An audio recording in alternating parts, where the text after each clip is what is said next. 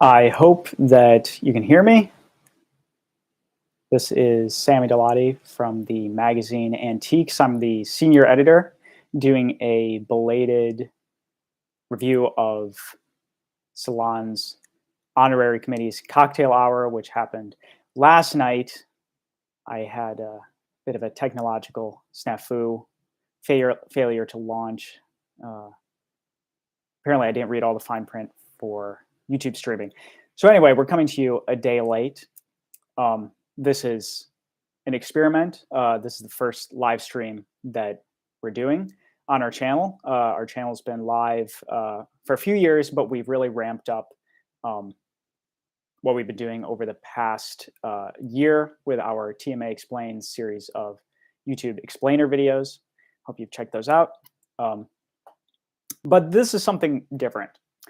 And my idea was to sort of try to meet our audience and see what might appeal to you guys.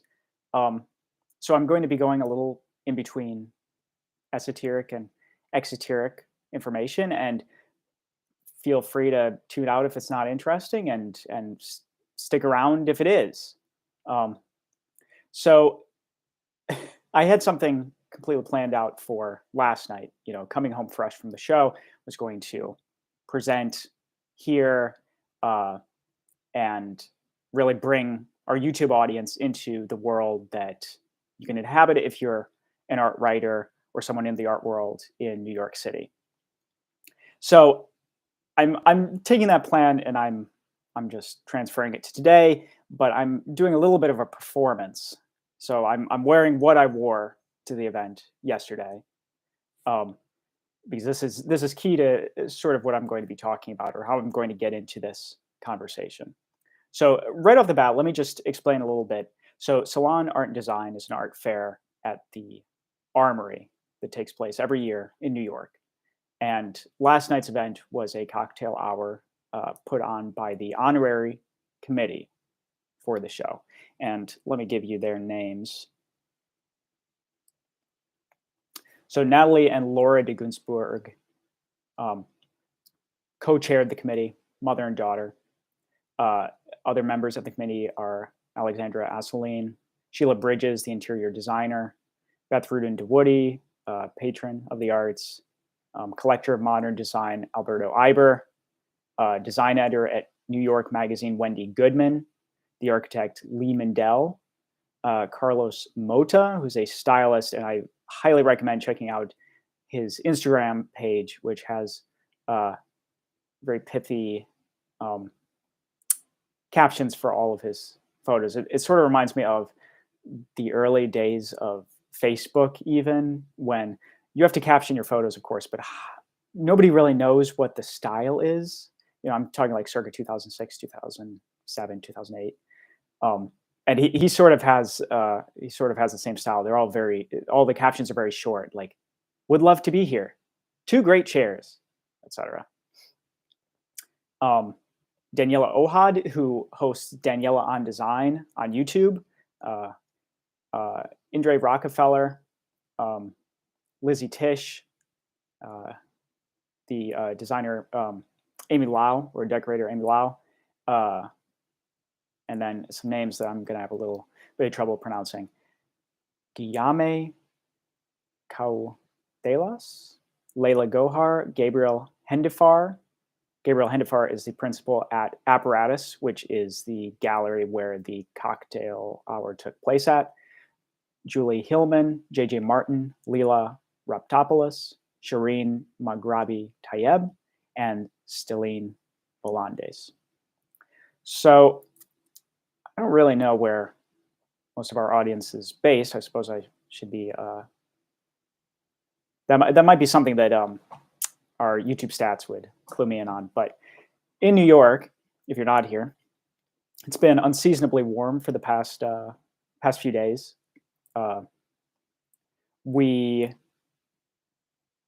had the New York Marathon on Sunday in something like 75-degree heat. I had a friend who ran the first 17 miles in under 2 hours. But I can't imagine the pain. I mean, you sign up for a marathon or you run a marathon uh, as an organization in November, expecting it to be in the 50s or 60s. 70s is a completely different ballgame. All that is to say that flowers would not usually be appropriate attire for a near winter event, but I thought with the warm weather, I've been seeing goldenrods and asters flowering uh, along the upper bay, that I could bust out my favorite jacket. And it was a good choice because I immediately ran into, let's see what her name was, Jill Brooke of Flower Power Daily at the cocktail hour. And she wanted a picture. I'll send that over to her, and maybe they'll post that on their Instagram, which you should check out if you like flower arrangements and um, just thoughtful scholarship on flowers place in design. Um, Flower Power Daily is doing the flower arrangements for Salon this year.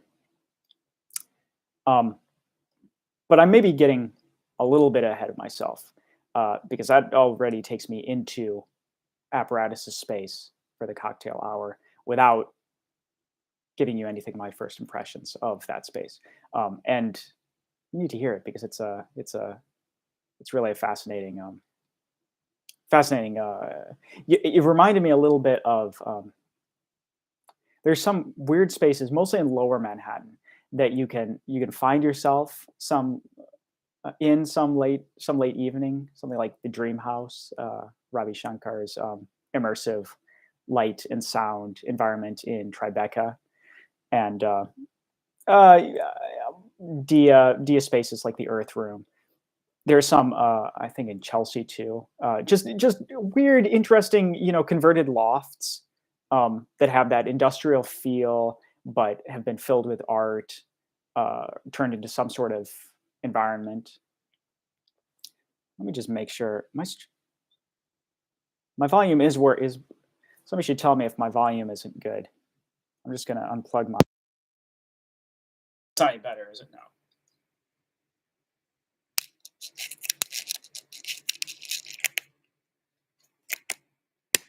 Well, hope that's working. If not, then so be it. Thank you, Don. Good to see you here. So where was I? Okay, so it's the it's on the fourth floor of an industrial building right around Herald Square.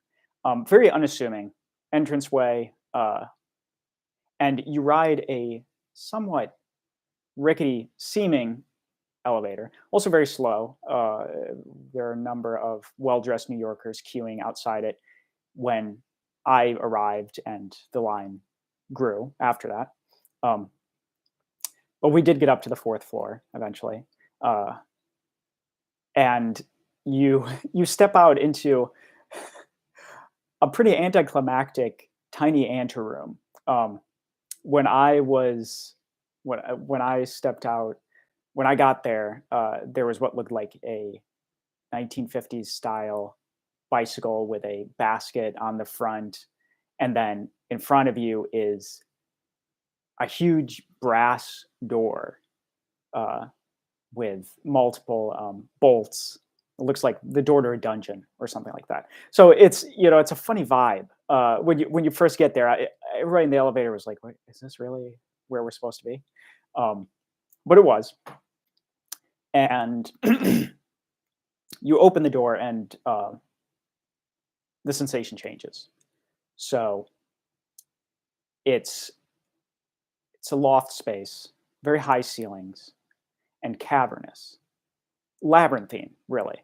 Uh, Multiple passageways surrounding a central space, or two central spaces. One used to be a production room, is now another showroom, and then the main space where the bar was set up and where most people were milling about. And I I eventually made contact with Justin, who is the brand specialist at Apparatus, and he gave me a tour of the space. Apparatus I was not familiar with. I've been somewhat out of the design game, despite the Modern Magazine poster behind me, uh, for about 3 years. Um, but Apparatus is a lighting firm.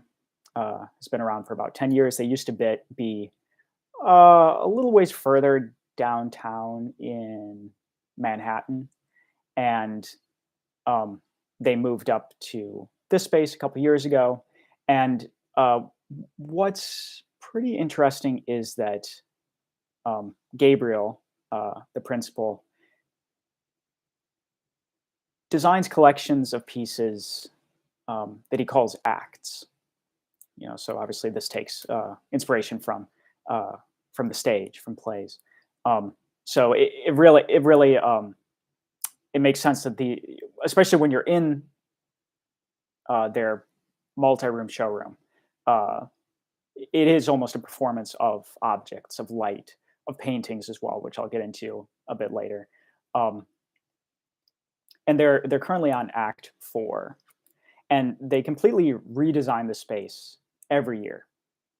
So it's a completely different look this year than it was last year. Act 4 has covered, I believe it launched 2021, is running through 2022. Um, and for Act 4, Gabriel was looking back to periods in history when uh, people were very optimistic about the future. So obviously, the first place you'd look for that, I mean, to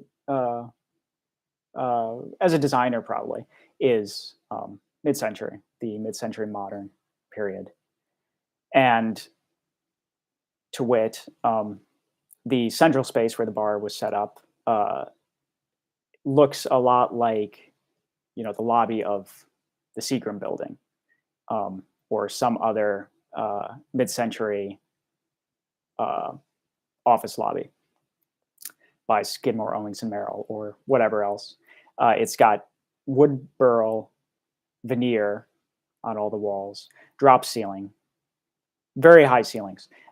This and so, well, okay. This is kind of. I'm not sure this is the best time to bring this up, but uh, the space is actually it was a boys' high school from. Let me check the date on this. I think it was the 1800s. Yep, 1800s boys' high school, and not just this one floor, multiple floors in the building, but the floor that Apparatus is on um, was the gymnasium, and so this central lobby-like main space uh, is, once you look at it more closely, obviously a basketball court, formerly a basketball court. It's got the high ceilings, it's got the dimensions.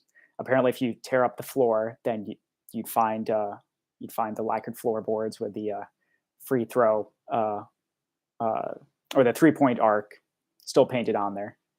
Um, and I was a little confused about what sort of renovations had happened since it was a boys' high school, because as a high school, the way it was laid out, um, it's passageways with a few rooms, but it's a lot of passageways that you could get lost in almost.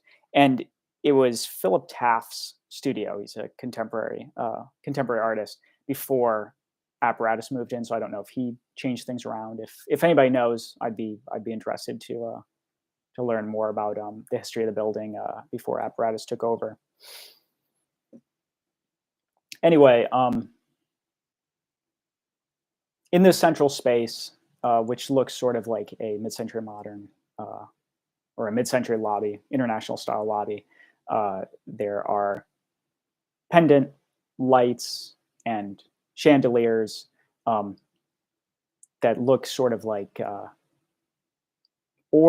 glass orbs dropping through rings at different levels. There are also there's seating, some of which takes its inspiration from Rosie the Robot from the Jetsons. In other rooms, there are pieces from previous acts of Apparatus. One of my favorites was their Cloud, which I believe was from Act 2. No, I don't have the act for that one. Um, but it's hand blown glass orbs um, with uh, jewelry grade lobster clasps um, arranged. How to describe this? Well, it's just multiple orbs set in sort of an inverted umbrella shape, and these are chandeliers. So the orbs sort of form a bowl uh, hanging either above your head. There are some that were set up so you could actually look in at the the tops of the orbs, and I appreciate it because it's one of their best pieces, as Justin said, one of the most popular, um, and the cloud form is something that comes up in the design world from time to time. I've seen multiple iterations, and I think this is one of the most effective, probably because it's more abstract than many of the cloud lighting fixtures that I've seen before. Um, what you might see is like a mold formed, plasticized, translucent, literal cloud shape that would attach to a ceiling or a wall, and there's maybe one light within that permeates the form, and so you get this, you get this glow out of it. But it, it's pretty literal, and the illumination is not actually is not groundbreaking in my estimation from what I've seen. Whereas this, you could, it evokes a cloud, I suppose, if you know its name, but it also is just beautiful as like a very pared down chandelier form. Um, there's another interesting piece. This is from their Act Two, uh, that had, I saw it in the form of a sconce and a chandelier. Uh, but let's talk about the sconce. So the sconce had a section of a cylinder, and the cylinder is ceramic, cut very, very thin, or formed very, very thin in China. That's where the manufacture was done. And these were inspired by the Wiener Werkstätte, Städte, and I'd encourage you to check those out. I think they're a classic form, very elegant, and that's from Act Two. Um, there is also an interesting sconce made from brass and horsehair and smoked glass at the end of it. That Gabriel arrived at that form just because he has a material library like most designers do, and he had a piece of horsehair and it was draped over an object, and he thought, it kind of just works like that. How can I attach a light to that draped, stored form, essentially? And came up with these really nice sconces that use three contrasting materials to create really gentle effect. Um, and throughout these spaces, there are also Japanese screen prints, sourced from Naga Gallery, in Hudson, New York. Um, so to play off the lighting with its pared back aesthetics. Um, those actually were not the first art pieces I saw when I came into the space, though, because the entrance hallway has a number of paintings by Brenda Buck Riley, who is also the in-house florist, and the flower arrangements. I'm curious to see what Flower Power Daily comes up with for the show Salon, because I was kind of quite impressed by the very minimalist flower arrangements by Riley. A lot of species I couldn't identify, exotic species, apparently do fine without light, because not only is Apparatus's network of showrooms and offices and business suites labyrinthine, it also doesn't have many windows, or at least windows that weren't apparent at in the evening when I was there last night. Um, so that should sort of give you a sense of where we were in terms of who was there. So I've already listed uh, who's on the honorary committee, and I'm just going to do a few shout outs because I wasn't able to meet everybody. But I'm going to give a few shout outs to uh, some people I did meet um, at the event. So I've already talked about Flower Power Daily. Uh, I met Troy Walensky, who shows minerals, family owned company, been around for 30 years. I believe he said his father owns it. Uh, they are going to be showing in the library at the Armory. And this was one of the first people I met there. I was juggling a martini and my notepad. I think he was the first person I took any notes on. And I was having a really hard time visualizing exactly what they're going to be showing. Maybe I'm just an idiot, but he gave me this card, which makes things a lot simpler. You can see that. I also talked with Christopher. Well, I hope this is Marin. Could be Macon. Mason. Christopher Mason, who's a journalist, and he was probably in the running for best dressed at the event. He had a long, primarily red tunic, vaguely African to my eye, but I don't think not literally, and acrylic green clear glasses, and he broke the story of the Hobbs brothers, Carlton and John, in 2008. Antique dealers who, uh, according to his stories published in the New York Times at that time, were passing fakes.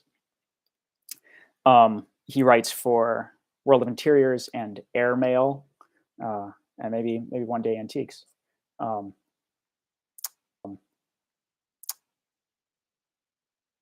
What else have I got here?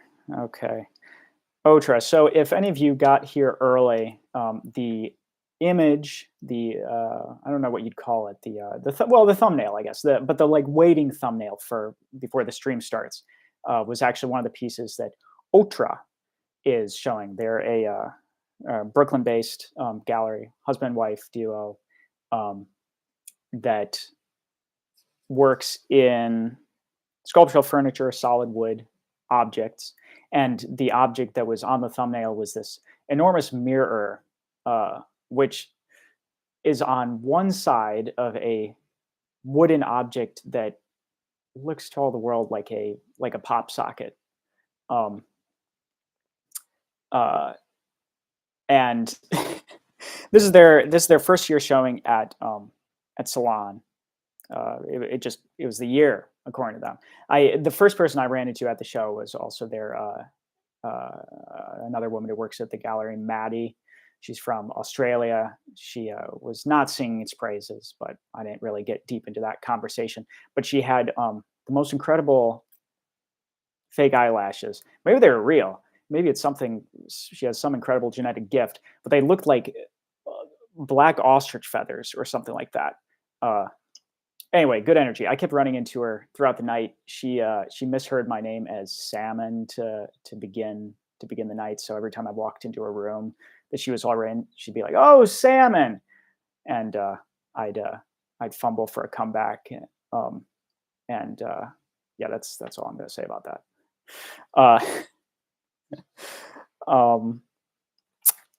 Let's see, who else should I shout out? So this is getting to the end of my notes. Let's see. Oh yeah, Opera Gallery. Opera Gallery is doing a collaboration with Ron Arad, the Israeli designer. Modern did a story. If any of you are modern were modern readers back in the day, Ron Arad. We did a feature on Ron Arad. Oh geez, I want to say circa 2017, 2018. Um, the representative for Opera Gallery, who I learned this from, I don't remember her name, unfortunately, but she was wearing a uh, uh, corduroy, red corduroy suit, uh, which now that I think of it, maybe would give Christopher Mason a run for his money in terms of best dressed as well. Um, Let me see. I think that is about it for the cocktail hour for Salon.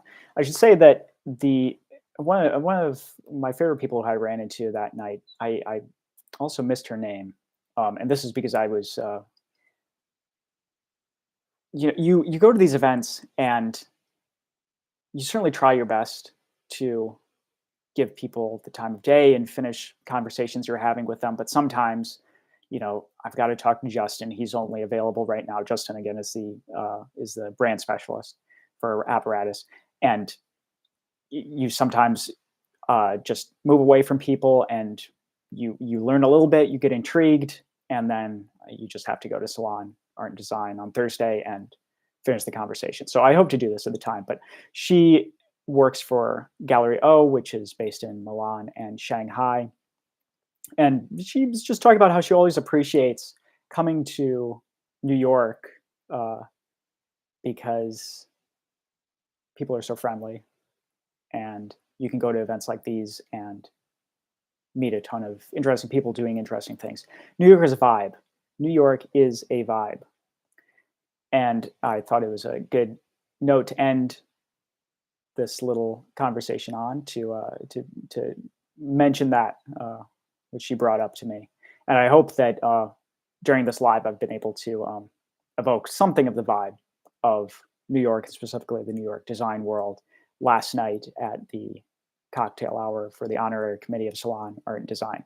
Now, I'm not quite done. I'd like to plug a couple things before I close this live. So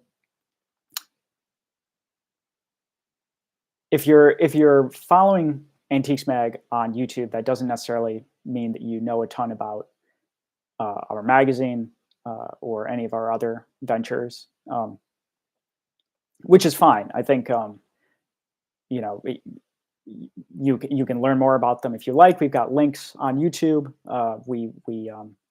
We're the uh, paper of record for the antiques and fine arts world, been around for 100 years. That is the magazine.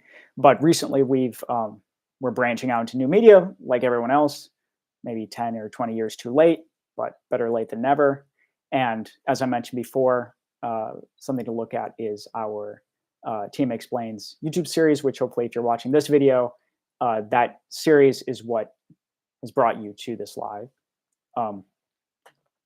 And we just launched another video, which if you're a subscriber, you would have seen. It's on Bronzino's painting, an allegory with Venus and Cupid, painted around, I think it was 1545. I might be getting that date wrong. And we talked to Joost Joustra at the National Gallery, who gives us who lends us his expertise on that painting. It's an engaging video because it's a very mysterious painting, but maybe in ways you wouldn't expect it to be. I think that there's a populist spin put on that painting that creates false expectations for what one should expect from art. So it would be interesting to you if you like mysteries. It would also be interesting to you if you just like criticism of criticism. And then I also want to talk about our podcast, Curious Objects, which has a few videos related to it on our YouTube channel. When we do live events, we'll tape those and throw them up on YouTube. But something that we're doing currently, which does not have a footprint on YouTube, is we just launched a new season, which is how to put it. It's high production. It's high production. And it's interesting. We've probably talked to about 20 people for the 3 stories that we're telling during this season. And I should say Benjamin Miller, the podcast host, has talked to around 20 people.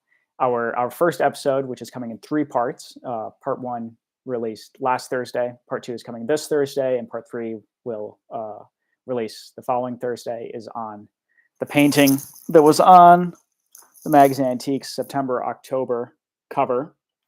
This is Belisaire and the Frey Children. This is Belisaire. He was erased from the painting, and Ben Miller is digging into what happened there. It's something that we have been very involved with at the magazine. That issue had an article about him. I've written about that painting before in previewing the podcast episode, and the podcast episode is finally here. We're scooping the New York Times, who's doing a video about Belisaire and the Frey Children. Very high budget, as they do, but we're pretty proud about scooping them on this, though. So if you want to hear this story first, tune in, and you can skip the New York Times' high budget production. I think that's about it. We've got a November-December issue out as well. I don't have that one with me to show you, but check it out. It's on newsstands, or if you're a subscriber, or if you'd like to subscribe, just follow the link that is on the YouTube channel's homepage, and is also below every video that we post. And hope to be seeing more of you. So this is Sammy Dalati, senior editor at the Magazine Antiques, signing off. Unless anyone has any questions. See, we've got one person in the chat, and I was expecting another, but maybe she couldn't find it in time. I've got 8% battery here, so if you've got any questions, ask them quickly, please, because I need to go plug in my computer. And if not, then I'll end this stream, and we're at 30 minutes, so I don't know if it felt like 30 minutes. We did. I probably need a drink of water after talking for 30 minutes straight. I'm used to depending on someone else to film the blank spaces, but it's just me in front of the screen. Okay, I think that's it then. Thank you, sir. I wish I could tell you where you get one like it, but I thrifted this, and I can't even tell you where I thrifted it. There she is. Okay. All right. Well, everyone have a good night. I'm signing off.